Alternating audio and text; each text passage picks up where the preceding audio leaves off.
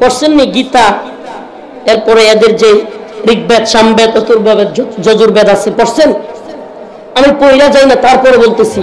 এদের একটা শ্লোক আপনাদেরকে শোনা যায়, ওদের গ্রন্থ থেকে ওদের একটা শ্লোক আমি আপনাদেরকে শোনা যায়। অন্ধং তব প্রবসন্তি জহ সংগতি মুপস্তে ততুবুও ইবতে তমুজ সম্ভুতরতা। ওদের নিজেদের শ্লোক হলো, ওদের নিজেদের কথা হলো, তাদের বইগুলোর, তাদের গ্রন্থগুলোর কথা হলো, যে ব্যক্তি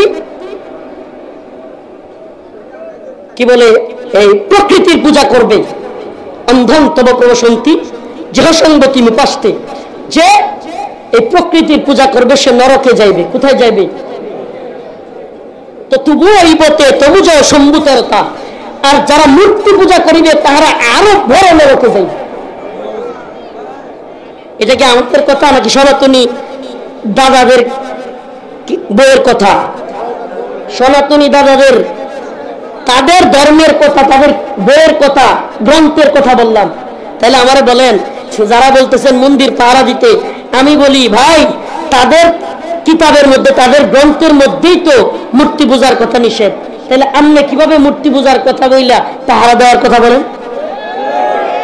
আমাকে বলেন, তাদের গ্রন্থের মধ্যে নিষেধ, তাদেরকে বলা হয়েছে মূর্তি পূজা না করতে, আর আপনি উদারতার সবক দেন, বলেন হুজুররা রাজনীতি বুঝে না। আমি রাজনীতি বুঝি। 4 দিন পরে এখন সুন্নিরা বলতেছে আমরা মাজার পূজারি, তোমরা হলো মন্দির পূজারি। 4 দিন পরে দেখেন এই হিন্দুরা, এই ভারতীয় হিন্দুত্ববাদীরা আগামী কয়েকদিন পরে বলবে যে আমরা এদের মসজিদ ভাঙ্গি, এদেরকে পিটাই, আর এরা আমাদের মন্দির দারোয়ান। মন্দির ভাঙ্গার দরকার আছে? আমাদের মন্দির ভাঙতে যাওয়ার দরকার নেই। আমাদের মন্দির ভাঙতে হবে এটা আমরা বলি না, কথা ভালোভাবে বুঝবার চেষ্টা করেন। আমাদের আকাবির, আমাদের সালাফদের ইতিহাস পড়ে দেখেন। ইতিহাস ছিল মন্দিরে গিয়ে প্রসাদনী খাইলে, মূর্তি পূজায় সহায়তা করলে আমাদের আকাবির ও সালাফ ইমাম নবায়ন করাইতেন, বিবাহ পর্যন্ত দ্বিতীয়বার পড়াইতেন, এমন ইতিহাস আমাদের আছে। আর আজকে কি হয়ে গেল? কয় ধর্ম যার যার, উৎসব সবার। হাসিনার স্লোগান, ভারতের খুব পছন্দের স্লোগান, ধর্ম যার যার, উৎসব সবার, ক্ষেত যার যার, ফসল সবার। মানবেন? কথা কেনা? বিয়া যার যার, বউ সব মানবেননি? গাছ যার যার, ফল সবার। চাকরি যার যার, বেতন সবার। কোনটা মানবেন? মানবেন? তাইলে ধর্ম যার যার, উৎসব সবার হয় কেমনে? ধর্ম যার যার, উৎসব তার তার।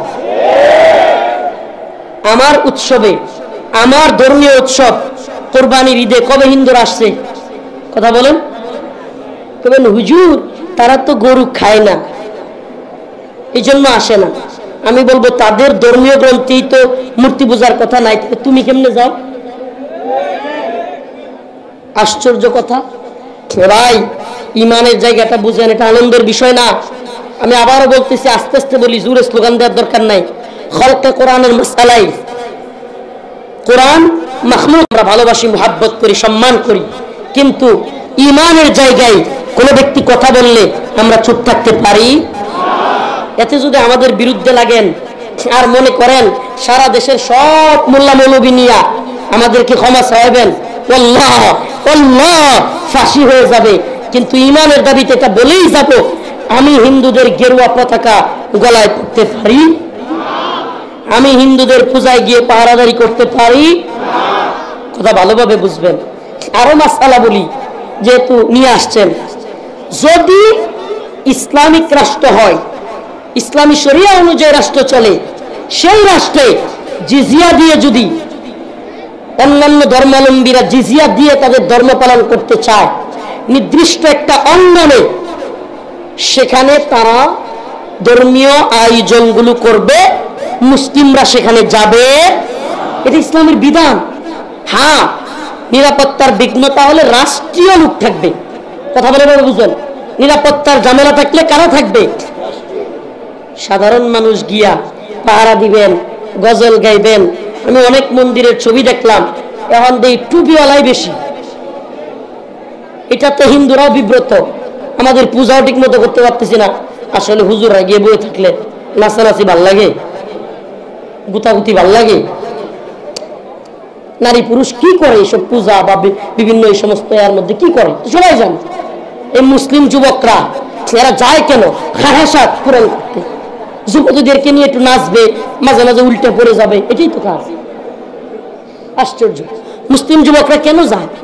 4টা উলঙ্গ মহিলা দেখতে, মেয়ে দেখতে, তাই তো? এছাড়া আর কোনো কাজ তো নাই। ভাই ভালোভাবে বোঝার চেষ্টা করেন। গলা ভেঙে গেছে, অসুস্থ, রাস্তায় দাঁড়িয়ে গিয়েছিলাম, ভাবছিলাম আর আসতে পারবো না, হুজুর আমি চলে যাব, আমার কষ্ট লাগতেছে, আমি ছেড়ে দিব। জাস্ট ওই যে আয়াতে কারিমা পড়েছে, ওমাই ইয়াকফুর বিত্তাগুত ওয়া ইউমিন বিল্লাহ, তোমরা প্রথমত তাগুতকে বর্জন করো, তারপর বলা হচ্ছে ঈমান আনো। আগে তাগুতকে বর্জন করতে হবে। তাগুত কি?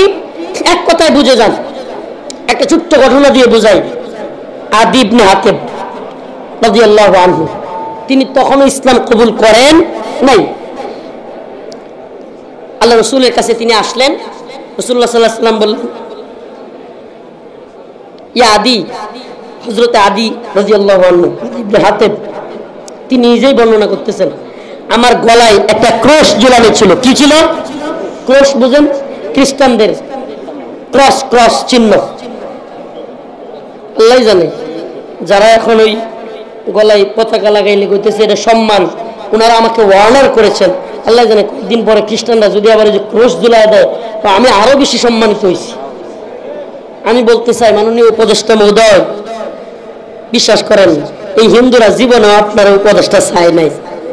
আপনি আলেমদের প্রতিনিধি হয়ে গেছেন। আপনারা খ্রিস্টানরা তো নাই, হিন্দুরা তো নাই, আপনারা বাংলাদেশের সেকুলার গণনার যেগুলো এগুলো চায় না। আপনি গেছেন আলেমদের প্রতিনিধি হইয়া। আপনার ভুলটা আলেমদের ভুল হবে, আপনার ভুলটা ইসলামী অঙ্গনের ভুল হবে। আপনি সেটাই বুঝতেছেন না। আপনি খালি করতেছেন আমি খ্রিস্টানদেরও ধর্মীয় উপদেষ্টা, হিন্দুদেরও ধর্মীয় উপদেষ্টা। আমরাও জানি আপনি হিন্দুদের ধর্মীয় উপদেষ্টা, খ্রিস্টানদেরও ধর্মীয় উপদেষ্টা, কিন্তু বিশ্বাস করেন এই হিন্দু খ্রিস্টান কেউ আপনার এই উপদেষ্টা চায় না, চাইতেও না। আপনি গেছেন আলেমদের প্রতিনিধি হয়ে, আলেমদের জন্য আপনি চলে গেছেন ওখানে। অতএব ইসলামকে এইভাবে ছোট করবেন না। ওখানে গিয়ে হিন্দুদের পক্ষ নিতে গিয়া মুসলিমদেরকে এইভাবে ছোট করিয়েন না, এটা আমাদের কষ্ট লাগে। আল্লাহ বুঝার তৌফিক দান করে। এইভাবে মুসলিমদেরকে ছোট না করলেও পারতেন। আপনাকে নিয়ে ট্রল করবে, আপনি পতাকা পড়ছেন, ঠিক আছে, আপনারা নিয়ে আর কথা কমো না। আপনি কয়েকদিন পর থেকে সিঁদুর পরেন, যান। আপনারা নিয়ে আর ট্রল কথা বলার ইচ্ছা নাই, যান। আপনি পারলে সিঁদুর পরেন, পারলে আপনার বাড়ির সামনে বনের বুটটা একটা দিয়া পিছন দিয়া দিয়া রেখে, তাতেও আপনার কোনো সমালোচনা হবে না। যান, আপনি গাইরে না ঝোল, আপনি বক্তব্যই না, যান। আপনারা সমালোচনা করে লাভ নেই, কথা বলে লাভ নেই। প্রিয় ভাইরা আমার, ইমানের জায়গাটা বুঝতে হবে। আমি রাজনীতি বুঝি, এই ছেলেটা তো নাও বুঝতে পারে। আমি একজন 60 বছরের বয়সের লোক, আমার রাষ্ট্র, রাজনীতি, আন্তর্জাতিক পরিস্থিতি বুঝে আছে, কিন্তু একটা সাধারণ মানুষের নাও বুঝে আসতে পারে। পরে যে আমি বলবো মন্দির ভাড়া দিতে, বিভিন্ন দলও নামছে, এখন দল আর ইচ্ছে উদারতা দেখানো একবারে লিস্টই করতেছে মন্দির কারা কারা পাহারা দিবে। এখন ওই লোকটা যারে পাঠাচ্ছেন ও তো মনে করতে পারে যেহেতু আমার নেতারা বলতেছে, মুরব্বীরা বলতেছে, এটা মনে হয় খুব সওয়াবের কাজ। ইমান থাকবে? ভালোভাবে বোঝার চেষ্টা করেন। আপনার বাড়ির পাশে মন্দির আছে, পূজা করতেছে, সনাতন ধর্মাবলম্বীরা করতে দেন, তারা তাদের কাজ করুক। আপনার গিয়ে হামলা করারও দরকার নাই, মারামারিরও দরকার নাই।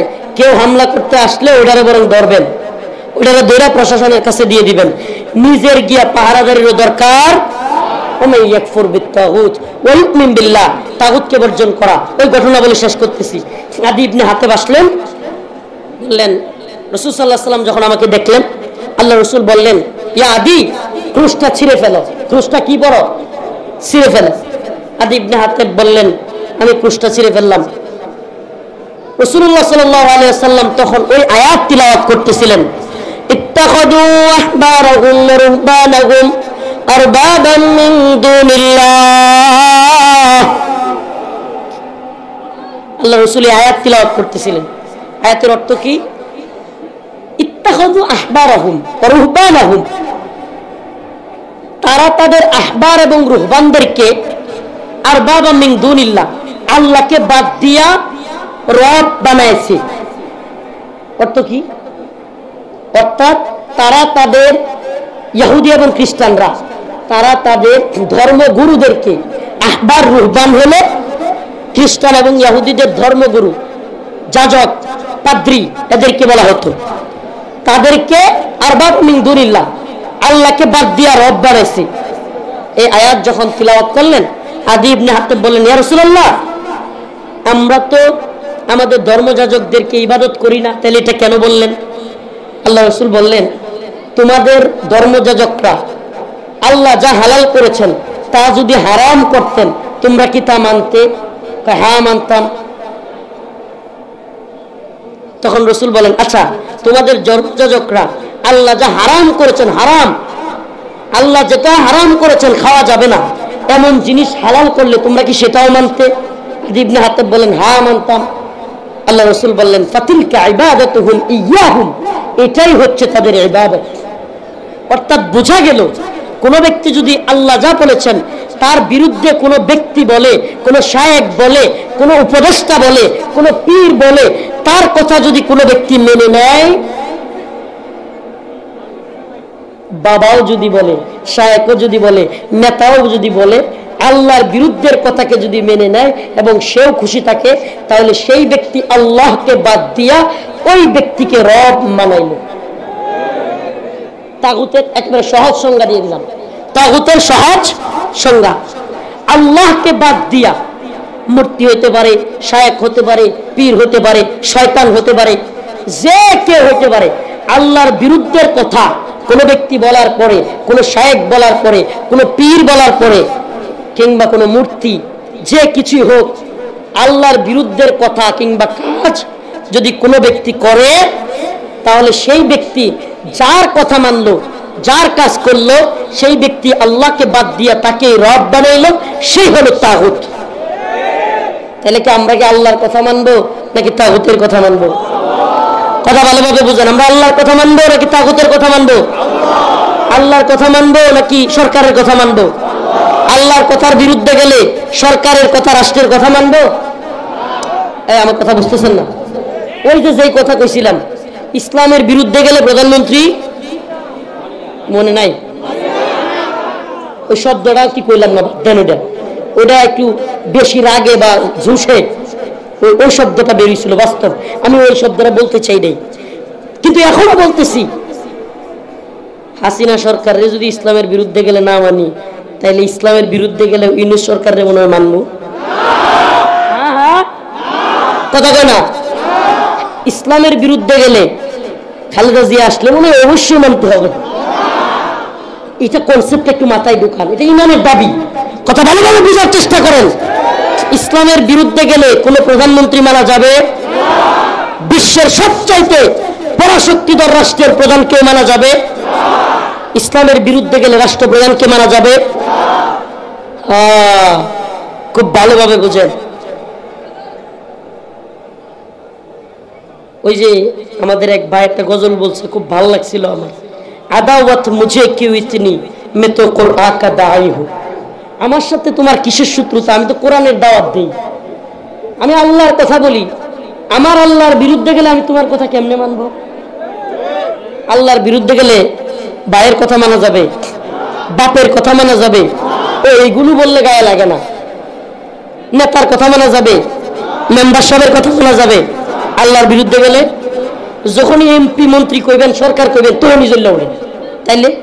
তাইলে বোঝা যায় উপরে গেলেই সমস্যা, নিচের কারো কথা বললে সমস্যা নেই।